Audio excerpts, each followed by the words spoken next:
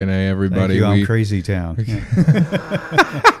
All right, Come, we are come, live. come home. We're live on. You're my butterfly sugar baby. Oh yeah, Okay. that Ian Risick he's talking about. Crazy Town. Yeah, I guess he went to a concert. I had no idea they were even a band. I figured most of those dudes would have OD'd on drugs. You know what? By now. They came out like late summer of 2001. I was really big on at that time. I was ripping MP3s, man. Oh yeah. So yeah, because at that point we had computers that could actually hold the storage, right. And we had CD burners which would hold about 650 megabytes, and the song would, usually the rule of thumb with the MP3 was a megabyte a minute. Right. So you could have like 12 hours of music at 128 kilobytes per second. Good. Yeah, pretty good for back then. Yeah, because if you record it at like 256 or 512 or something like that, it would take up a lot more space. But I would get 12 hours of music. So you figured that probably 12 times 12, you'd at least have 120 songs easily, man. So you'd at least have like 10, 12 albums. What did you say you were ripping stuff with? LimeWire? I bought a Gateway computer for like $1,400 back in like 2001 when I became a programmer. I was working at a... Oh, that's right. I forgot you were programming and stuff. Yeah, exactly. And so I got some program that would rip CDs, and between what I would find online, because at that time Kazaa and Napster and Morpheus, these were like some of the popular websites, man. You do that peer-to-peer, and then you'd be able to download music and stuff. And then I'd listen to the song, and if it came out in like 64 KB and stuff, depending on the song, it may be good or it might be crap. Oh yeah, it would come out a lot more crapshoot, dude. With those LimeWire, Bear Share, and stuff like that. Like sometimes it came out real bad, man. By the way, we are live. Been live for a minute on Facebook. Everybody, hello. Hi. Welcome to the Fourth Wall After Hours podcast. I am, as always, Travis Clyburn, and this is the man, the myth, the legend, the one and only Chris Fumagalli, everybody. He's going to be joining me every Thursday night. Johnny Udell is our keep Tuesday. My eyes open and stuff. That's the big, I guess, thing that I want to accomplish tonight, man. Because I was like looking at myself last week, and I was like, you have a tendency to squint sometimes. Like I'm not sure.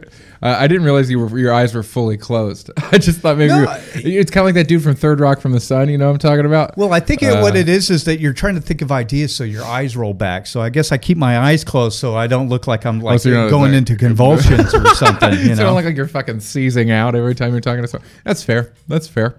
Yeah. No, I like it. It's like you're in deep thought.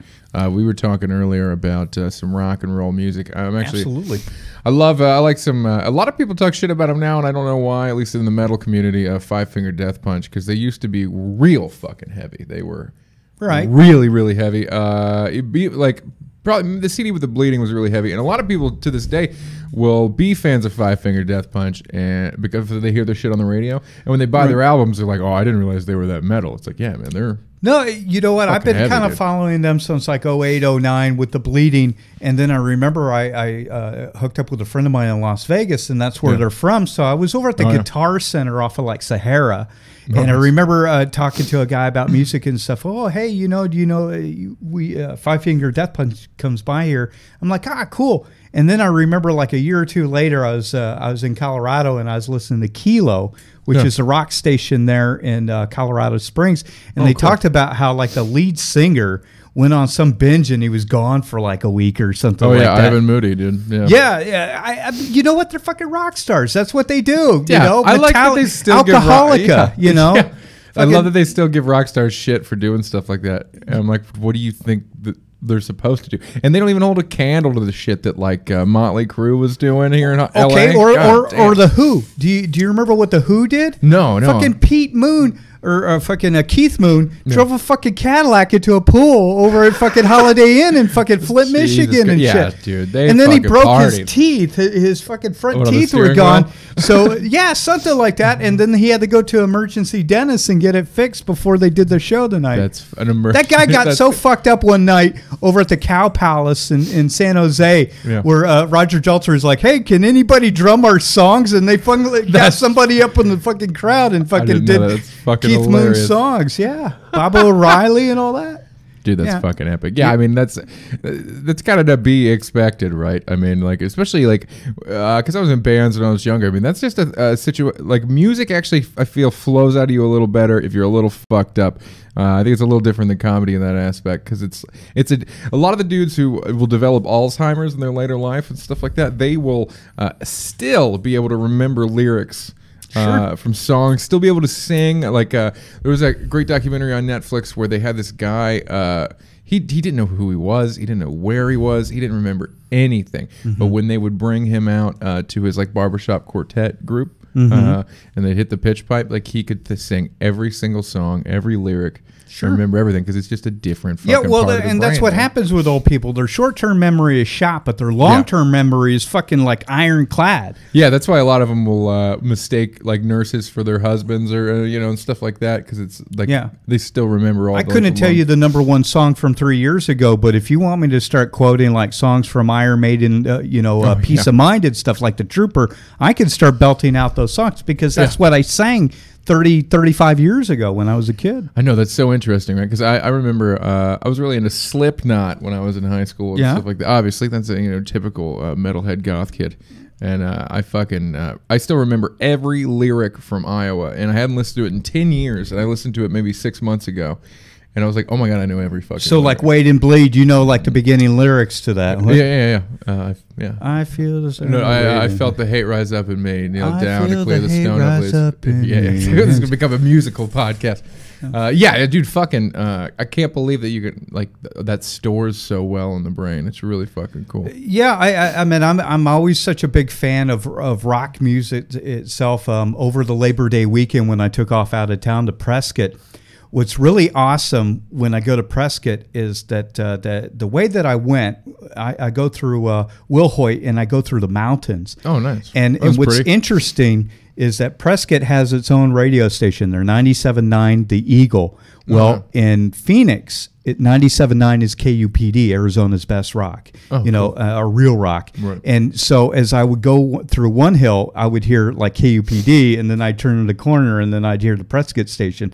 So I'd hear back and forth. That's how come I've been playing that Grandson song, Blood Water, which is a fucking awesome song, man. I meant to, obviously they're talking about how like the pharmacy, like when you throw your stuff in the toilet and stuff, that everybody's getting high blood pressure medicine or like estrogen or whatever people throw down. That's a big fucking problem here in LA, dude. LA water's just fucking rot with estrogen, because it's like all these fucking housewives are fucking flushing their estrogen. Yeah, they flush it down the toilet, man. That, and it's you ever heard any of the studies on soy and what it does to your estrogen levels? No, what's There's actually women who actually go through what the fuck is it called? Menopause? Menopause, and then also if they have a hysterectomy, that's what I was trying to think of. The estrogen levels are wrecked and stuff, and their hormones in general, but it's actually soy replacement therapy, which is where they fucking give them extremely high doses of soy in pill form and stuff, and like the soy extract, and it'll increase. Believe it or not, my mom actually had a hysterectomy after my brother was born. Same with my she had mom. Cancer of the uterus, so they had to remove the. I don't quite remember why she had a hysterectomy. But she had one after my little brother. I don't know if she suffered from endometriosis or anything like that. Mm-hmm. See, and that was the thing. I never saw tampons around the house when when I was a kid growing up and stuff. So mom's just one of the regular guys. They have like MMA fights on Friday and stuff. Dude.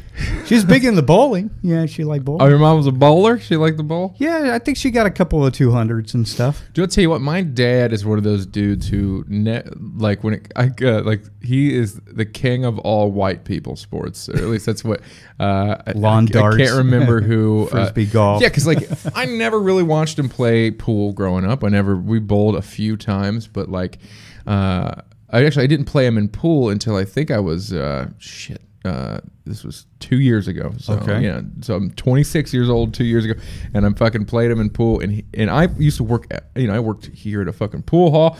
I fancy myself the House of Billiards. House of Billiards. Yeah, love that place, by the way. Shout out House of Billiards. But I thought I was a really good pool player, and he kicked my fucking ass.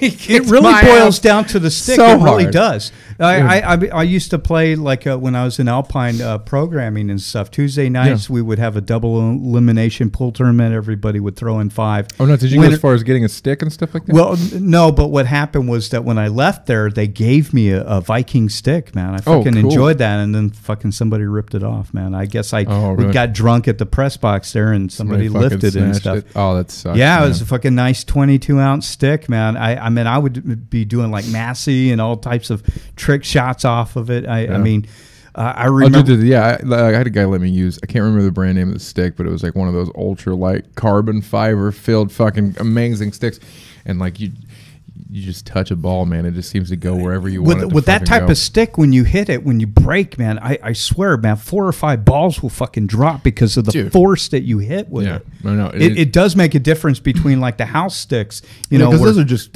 wood. I mean, you know what I mean? Like, exactly. Nothing really special about them. They're not really designed, and a lot of them, most of the time, are slightly warped or they've been used that's how come I always often. would roll it, man. And if I see it's kind of bent a little bit, I'll kind of put that off to the side and I'll try to find the best stick out of the 5 or 6 that are there. And you know, working at House of Billiards, like the biggest thing I had to do as a bouncer there was keep people from fucking around with the sticks. Cause it's like we wanted to keep because we had league and stuff there, like, so you know, like the league circuit of fucking pool players, and most of them wouldn't use. And those tables are longer too. They're like 8-foot tables. We had regulation size. I would play on the 8-ball tables, which were the 6-foot tables, and I do pretty good. So when you play 8-foot table and then you go to a 6, man, it's just because you would run the table, man. The likelihood of you actually knocking in the 8-ball is much better, especially if you've been working on a longer table like that. Unless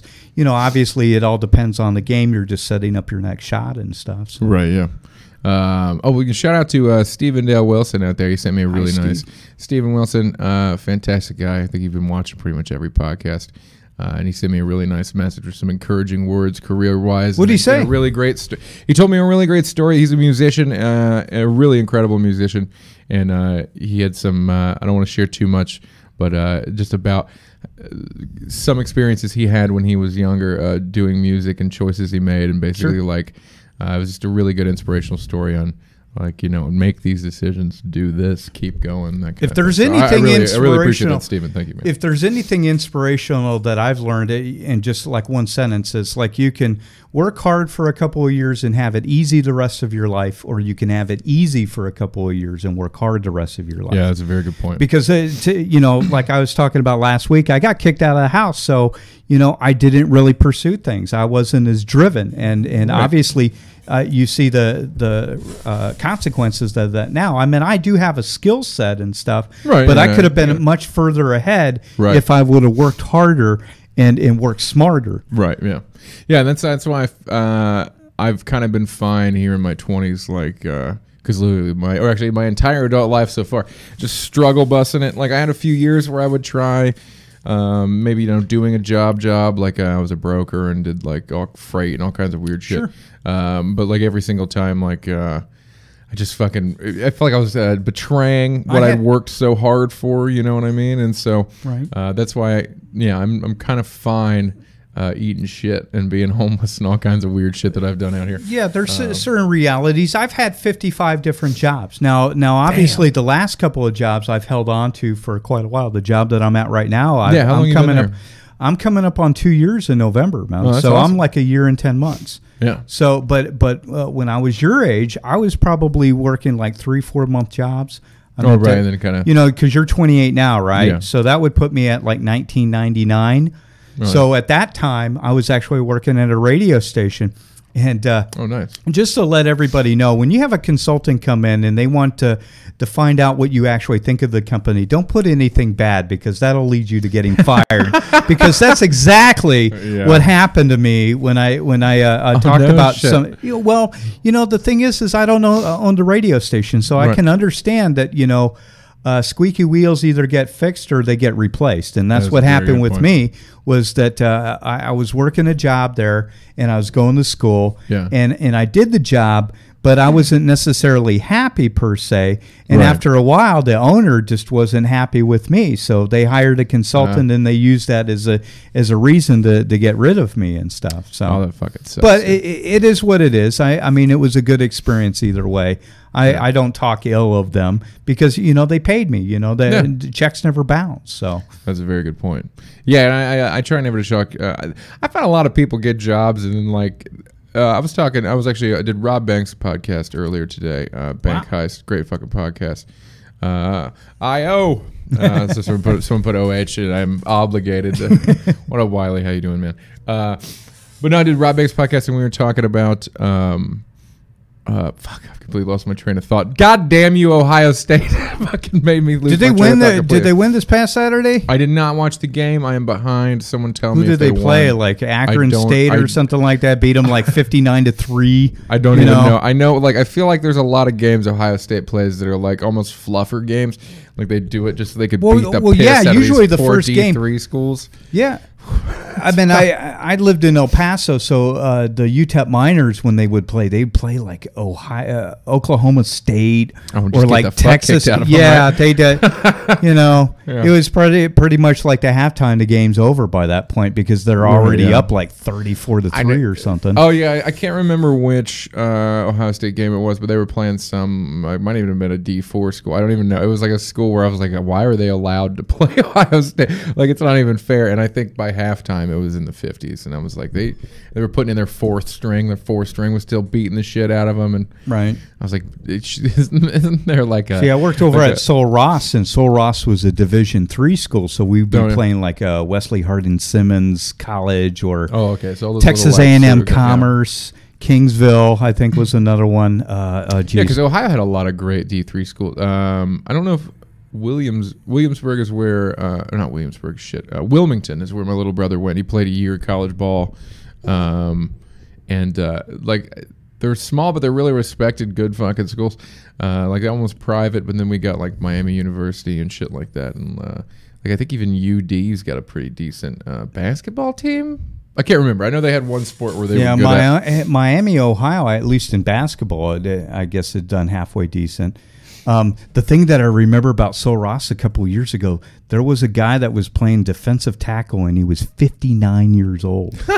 So what happened was that the guy went to school at Sol Ross in like 1972, and then he left either to raise family and stuff, and then he walked on like 2008, 2009, something like that, and actually played for him for a season. It was That's cool. Fucking cool. Was he any good? I mean, at 59, he played a couple of games. I got to hand it to him. 59 years old playing college that's crazy. football. When it comes to athletes, that's the craziest thing is like if you're 35, you're old as fuck.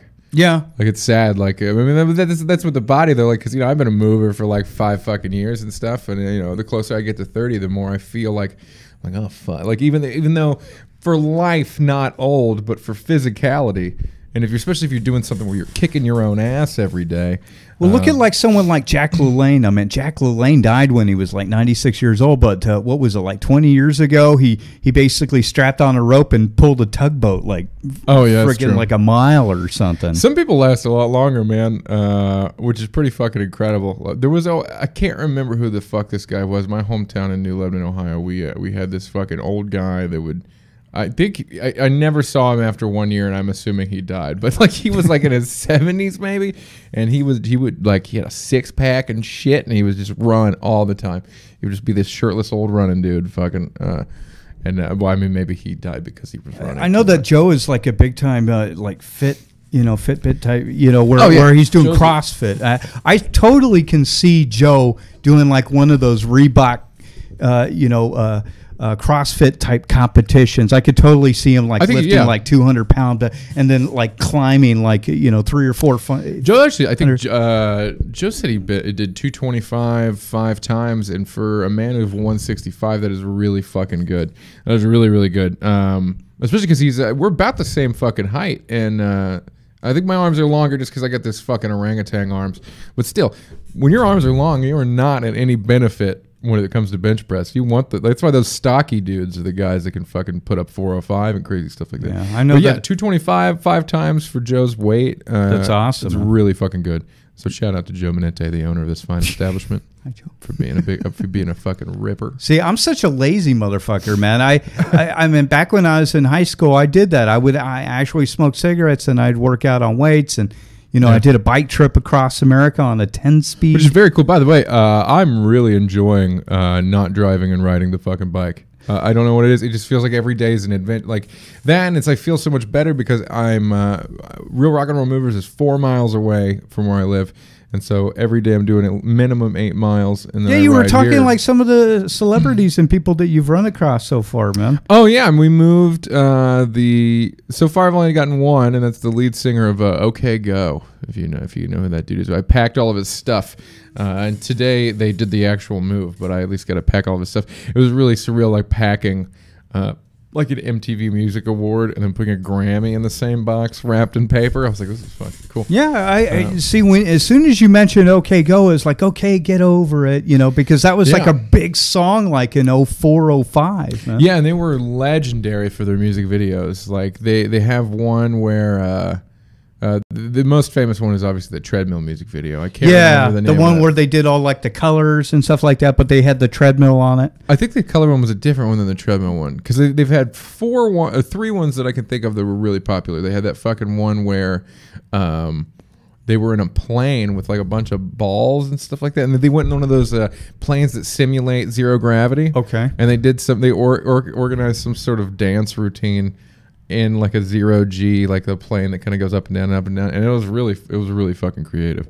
Yeah, see, when you got money like that, you could do fucking crazy things like that. And then his wife, I can't remember her name, nor do I want to even say it, but if I did remember it, I think she was on Grey's Anatomy or something like that. So, oh wow, yeah, they're balling out of control. They lived in a hell of a house. You know who I liked from Grey's Anatomy was that Rosario Dawson lady. Oh yeah, there was a scene.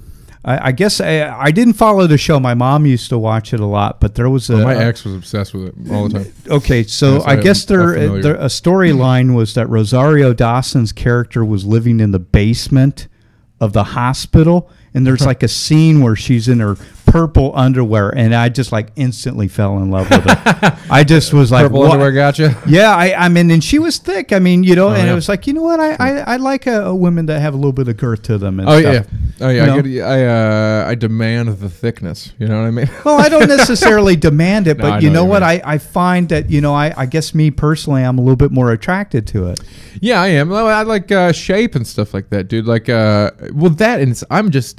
I'm such a big dude, and I have just such aggressive retard strength that I can't control most of the time. Like orangutan strength. Dude, yeah. Joe was talking to me about it once, and he said it's like you have the ability to activate all of your muscles at the same time. Most people can't do that. And like that's I don't understand. So like what would be an example where you'd react all your muscles? Well, it's like like there's all those stories of like mothers lifting cars off children and stuff. Okay. And like there's actually this story where this guy, a boulder fell on a man, and he got such an adrenaline spike that he activated every muscle in his body, but 10 times over, and he pushed it off of him, and it shattered his arms. So in other words, his muscles got so tight, and so like to a degree, I do that, which is I don't mean to.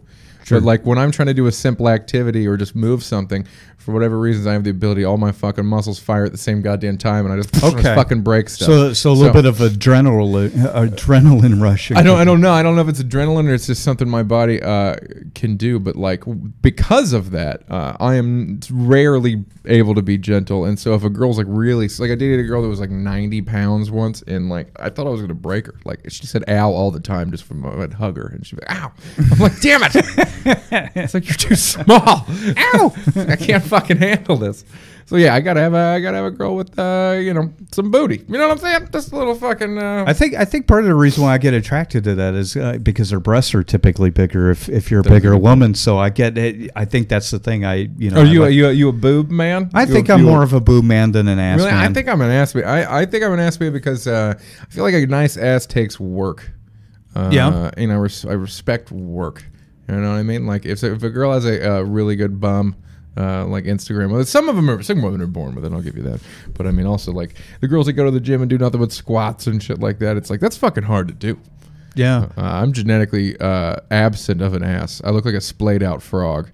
And like I even try to do squats all the time, and I'm like, why won't you come to me, ass? So that just won't happen. I have no ass too, man. I've noticed that like some of the more hipster jeans that I bought and stuff, I'm starting to see the crack of my ass now, and I feel bad. I got to wear a fucking belt, man. You know, I get embarrassed with that. You know, I don't want to have plumber's crack and shit.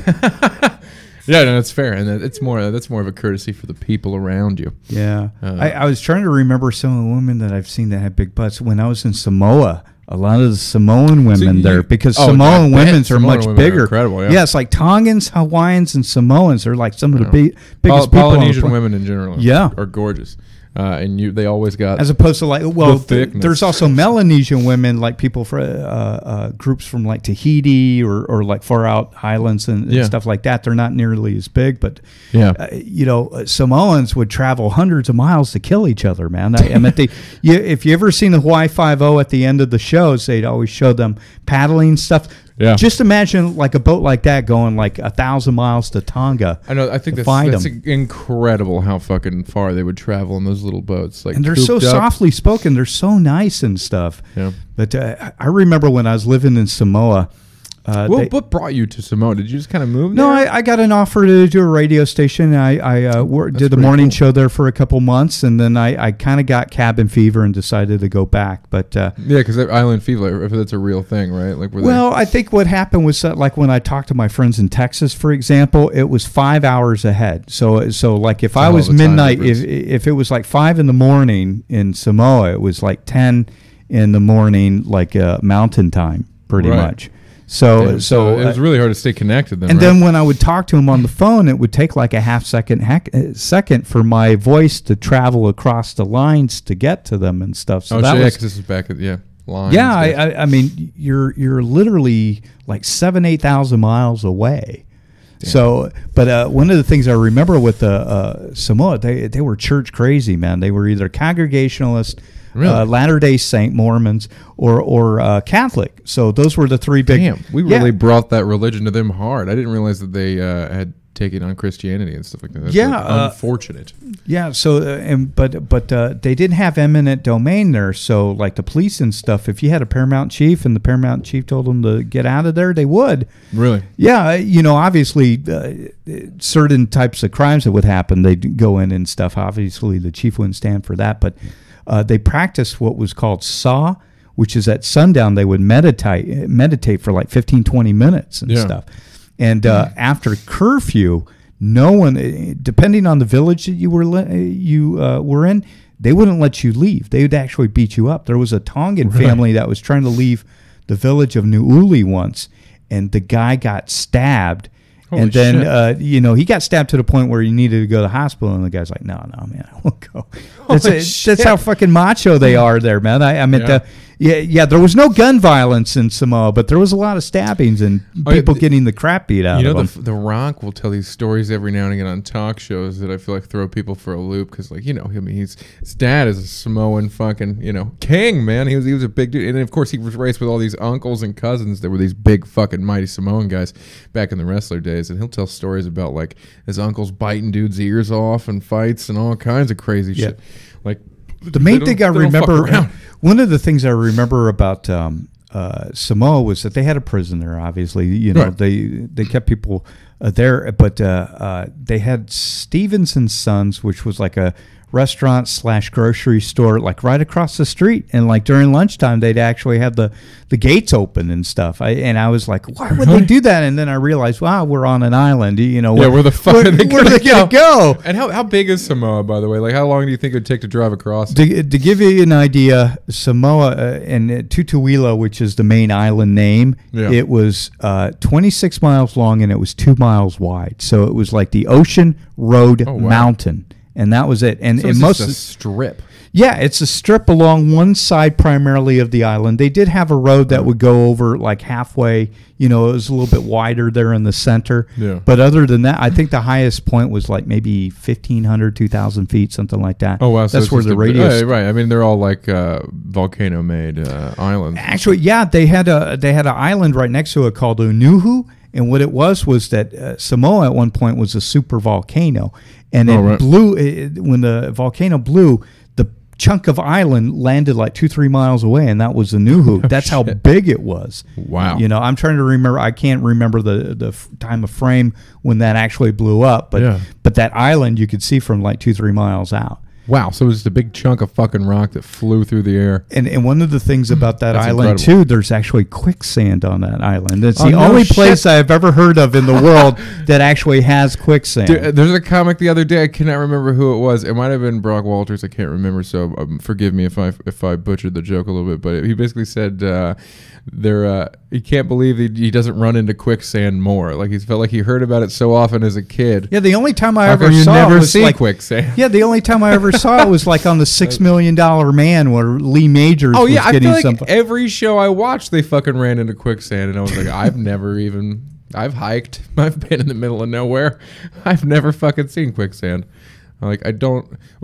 Is there even really in coastal America? Is there really? So not coastal America, but I mean, the lower 48, I guess. Is there quicksand at all? Do you even know? Not that I know of. I mean, maybe the only other place that I could think maybe that it might occur is Hawaii or something like that because it's more tropical based. That would make sense. I mean, and, I think Samoa is now American territories and stuff, right? It is a U.S. territory, and it's the only U.S. territory that has a forest or a rainforest as part of a national park. The National Park Service actually has a national park there. I forget what the name of it is. Part of the island is just a devoted rainforest.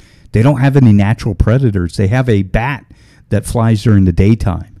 That's another. Really? Yeah. Is it one of those big fucking bats? Or is it's a couple feet, well, maybe 2 feet or something like that. It's a daytime bat. A fruit bat, I think they call it, man. Oh, okay. Yeah, most bats are like nocturnal and stuff. They go out at night and eat insects. This one would actually go out during the daytime. Most of them use echolocation and stuff like that, dude. You know what? I'm not as familiar with like the characteristics of it, but I just knew that I was on a Lange Beach, which is Tisa's Barefoot Bar. So if you ever go to America Samoa and you go to Pongo Pongo and stuff, the Players Club, which was a bar there in the Tafuna, and then Alanga Beach, which was Tisa's Barefoot Bar. I hope she's still running it, man. This is like back from 2003, so we're talking like 15 years later and stuff. So.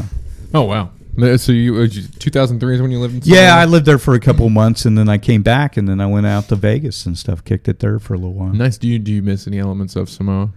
Well, the thing that I liked about Samoa was that the portions were big. So, like, if you paid like 4 or 5 people. Yeah, exactly. So, and there was a lot of fish. So, like sashimi and tuna.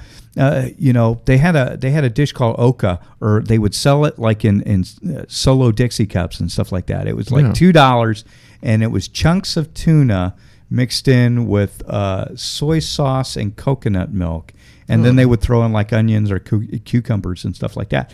And then they give you like a toothpick or a fork or something, and then you eat that. That was huge over there. No shit, that actually sounds not because here or Hawaii they'd have poke, which was about the same thing except that they put like sesame oil on it with like seeds or something like that. So it was a little bit of a variation of it, but it was the same type of delicacy that people would eat all the time, man.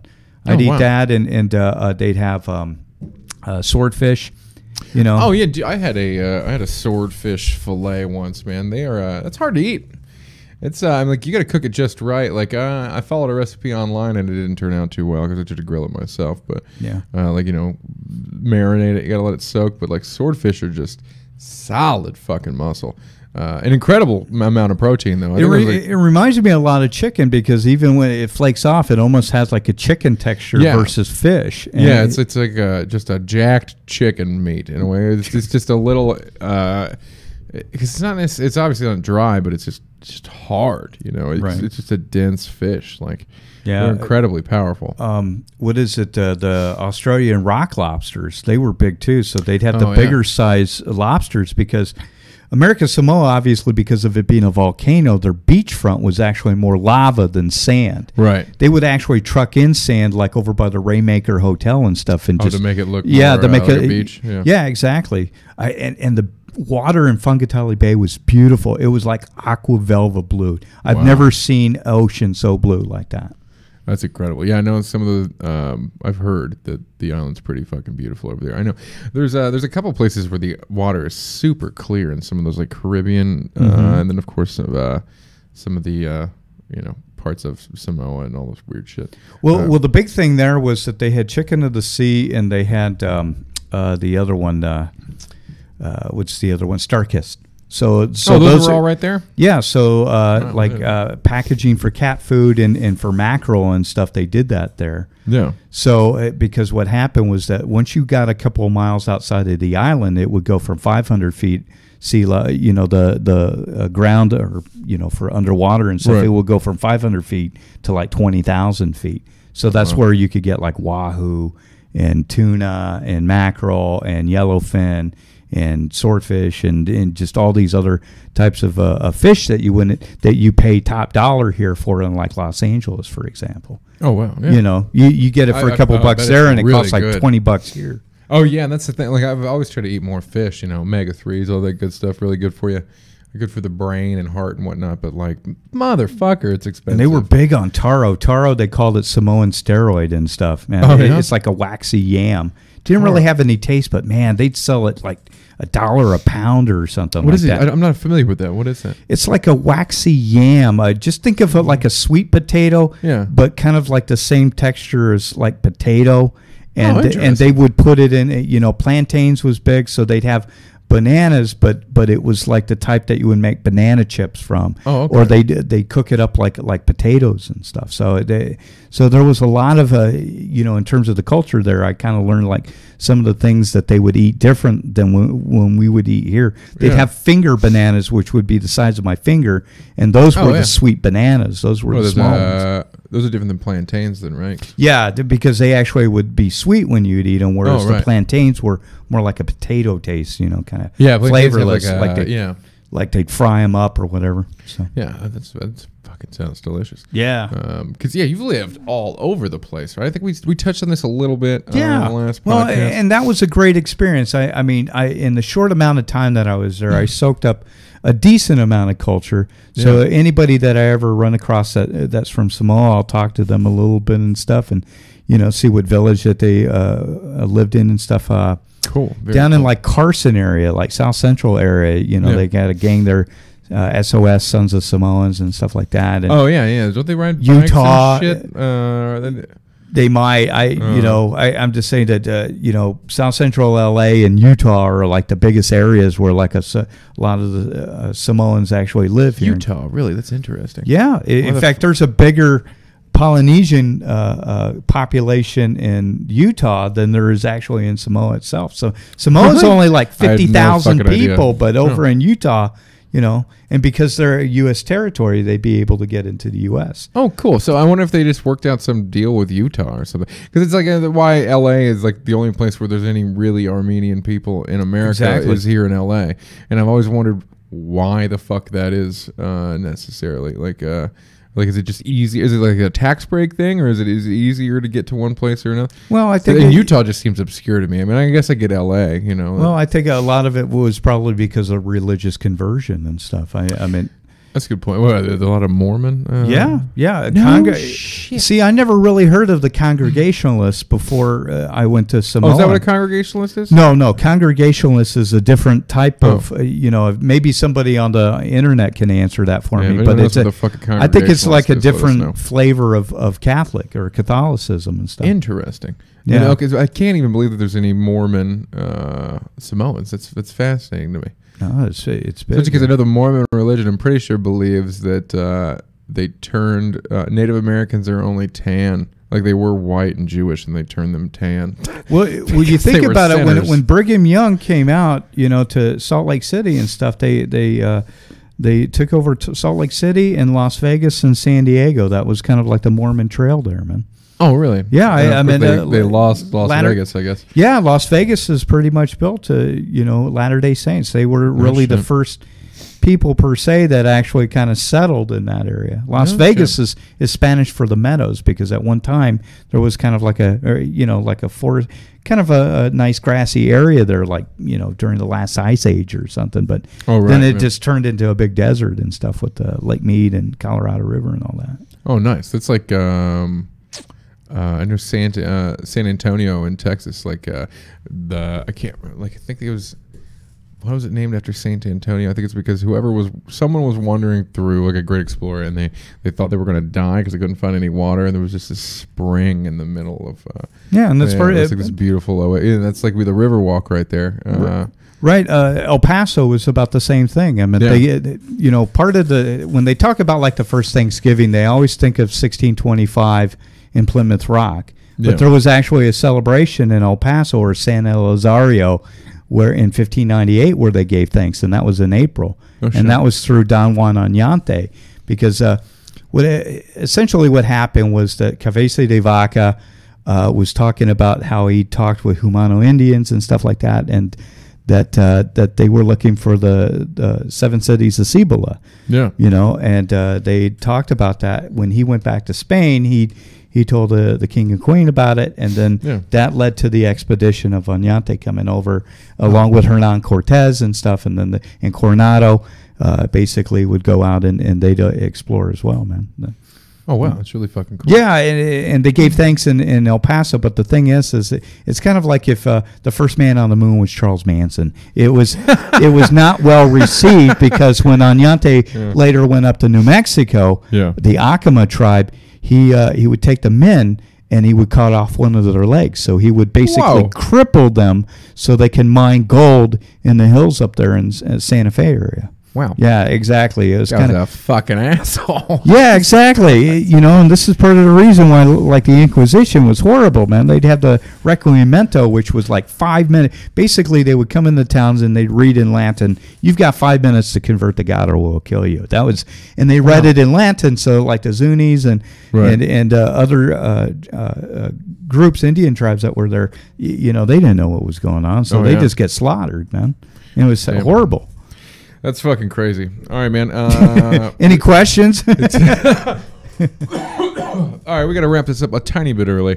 I got to do a little. I got to fucking work in the morning. Go be a fucking mover and be fucking fantastic. Yeah, I was going to talk about like Burt Reynolds passing away, man. I didn't. Oh yeah, when did he pass away? He passed away on Saturday, I believe. Or no, he passed away a week ago. I think it was on like last Thursday. But man, he has such an impact on my life, man. How did Burt Reynolds? We'll stick around for at least another few minutes. Well, I'll keep it short. I mean, he was 82 years old, so obviously old age kind of kicked in. But fucking legend. Though. But yeah, God. I mean, there's never going to be another star like Burt Reynolds, in my opinion. Do you know anything so fascinating about him and the time that he came up in? I watched the original Longest Yard, and in the original Longest Yard, I think it came out 73. Yeah. At the beginning of the movie, he's the hero of the movie, keep in mind, and the times are just so different. He beats the piss out of his wife. He's drunk, he smacks her around, and then he leaves, and then he's the hero. Like he's the hero of the movie, and everyone's rooting for him. I thought that was so fucking fascinating. Just I was trying to remember times. Eddie Albert, I think, played the warden, and then they had Ray Nitschke, which was like a famous football player and stuff. I'm not sure if Ben Davison was in that film, but he was like one of the famous Oakland Raiders and stuff. I mean, I'd seen The Longest Yard, I'd seen Deliverance, and I'd only seen it once, so I wasn't like a big, What movie made Burt your? Well, I mean, obviously, Smokey and the Bandit I liked a lot, and now right around the same time that I saw that, I was like a kid. I was like 7-8 years old, and this was back at a time in El Paso where cable just first came out in the late 70s. Yeah. And they had Disney Channel and HBO would only be on 3 hours a night at most. Right. And they played Smokey and the Bandit as one of the movies one night, and it was just awesome, man. I enjoyed it. I enjoyed the jokes at the time. I didn't understand like half of them. When Jackie Gleason says, "When I get home, I'm going to punch your mama in the mouth." I didn't get the whole thing of what happened. Yeah. But another movie that I saw immediately after that was a movie that he did called Hooper, which was a story of a stuntman. So, I mean, he did, there was like a scene where he put on a crash helmet and he rams his head into a friggin' jukebox, you know, like the big Wurlitzer type jukeboxes and stuff. James Best was in it, and they do this one scene at the end where they do this driving scene like Bullet, you know, like Steve McQueen, where he's avoiding disaster, you know, explosion here, explosion there, and then they go over a bridge that's like 80 feet tall and stuff like that. It's crazy, man. Obviously, he did the other funny movies like a Cannonball Run. I enjoyed his stuff that he would do with Dom DeLuise. And, I need to revisit some of the Burt Reynolds collections and stuff like that. Really, some of that stuff. I mean, it's bummed out that he died, but the thing is that he did leave a legacy, and he is one of the Hollywood stars. I mean, that's opinion. Really like, I mean, a career like that is like 10 times more than anyone could ever ask for moving out here and wanting to be successful. Yeah, they always. There was a story that's so legendary, man. Like, you can't touch stuff like that. That's I know that him and I guess Clint Eastwood knew each other themselves like once upon a time during the 50s and stuff. It took probably Burt a little bit later than Clint Eastwood because he had like Rawhide and he had The Man with No Name for all the Federico Fellini, or Sergio Leone's, Man with No Name stuff, Fistful of Dollars and stuff like that. So it took Burt a little bit longer, but once he came on, man, he pretty much stayed there, man. I think it's you were talking about Dirty Harry. Who were you just talking about? I'm sorry, the name escapes me. I can't believe I can't remember this legend's name, but I know he was he got discovered because he was just with a friend on a Hollywood movie lot, just walking around, and they were like, "Oh yeah, you're going to be in a movie now," like one of those. Yeah, it's like Harrison. I mean, Harrison Ford did a movie where they always show the clip of him as a bellboy handing a message to Glenn Ford. But one of the things was he was the carpenter for George Lucas. Yeah, and it was like, "Hey man, you know what? I got this character Han Solo. Why don't you read for it?" Yeah, because he did briefly did American Graffiti, right? Yeah, he did American Graffiti with him, and actually, like he didn't want anyone from American Graffiti to be in the movie. And there's this great, he was reading, not for the part, but reading the part to the actors and stuff that would come in. So he would feed them the lines. Yeah, he would feed them the lines. And then like after a while, it became impossible for George Lucas to hear Han Solo in anyone's voice other than Harrison Ford's. And he was just like, yeah, well, you have the part now. Yeah. Like it's pretty incredible. Yeah. I meant to, and I kind of, when I lived up in Denver, I went by Jackson Hole and stuff. That's like one of the areas that Harrison Ford, I guess, obviously he likes to fly planes around here and stuff. Didn't he fucking crash a few years ago or something? Well, no. Well, you know what? To be fair with Harrison Ford, it's a hobby that if things go wrong, it can really go bad. That is a hell of a hobby. Look at John Denver. John Denver liked to fly experimental planes. Yeah. I mean, and that's what happened to him. That's how he passed away. Was that? You gotta know the fucking risk when you do stuff like that, obviously, and I'm sure he does. You make sure you do your pre-trip. That's basically it. Make sure that everything is all in working order, especially if you're going to be like 10,000 feet up in the air. Yeah, my older brother, his boss, he built his own plane, and my brother's still convinced that's how he's gonna fucking die. 'Cause, I mean, you gotta know the risks. I mean, granted, he's a machinist. He knows what the fuck he's doing. He's an engineer, But man, that's one of those things where if you fuck up just a little bit, you're gonna fall out of the sky and die. Yeah, because I mean, obviously, I think like a year or two before he passed away, was John Denver got busted for a DUI. I wonder if he was drinking that day or something like that. Hammered, flying a plane. That's very that movie. Denzel. Patrick Swayze did it. Patrick Swayze got busted for a DUI flying a plane. Man, he crashed into the runway like 15 years ago. I wonder if you still have to go to DUI school if you get a DUI in a plane. Well, yeah, you're pretty much done with a commercial license if you get busted with a DUI now. Man. Yes, yeah, you're pretty fucked. Yeah. All right, man. Well, we gotta wrap up here. I'm going to eat food and then I'm gonna go to sleep, guys, because I gotta fucking rock and roll movers tomorrow. But yeah, Fumagalli, thank you so much yet again for joining me here. I hope you're gonna become a Thursday staple, and we can chit chat about all kinds of crazy stuff. I was just shooting the shit. I mean, Burt Reynolds, I kind of miss him and stuff, so I want to say something about that. I'm glad you got to talk about music. Give a shout out to the late great Burt Reynolds, guys. If anybody has any requests, man, we'll touch on topics. Yeah, and of course, also, like, I wanted to kind of open it up for if you watch this video and you have any questions for Chris, or if you have any questions for me about any other podcast, you can DM me, or you could just comment on this video, and I'll be sure to answer them next podcast. If you have questions for Chris, He'll be back here on Thursday. Yeah, I'll be here. And you can ask him that. So cool, guys. Thank you so much for tuning in yet again. This has been the Fourth Wall After a Podcast. I'm Travis Clyburn, Chris Fumagalli. Have a good one, you guys.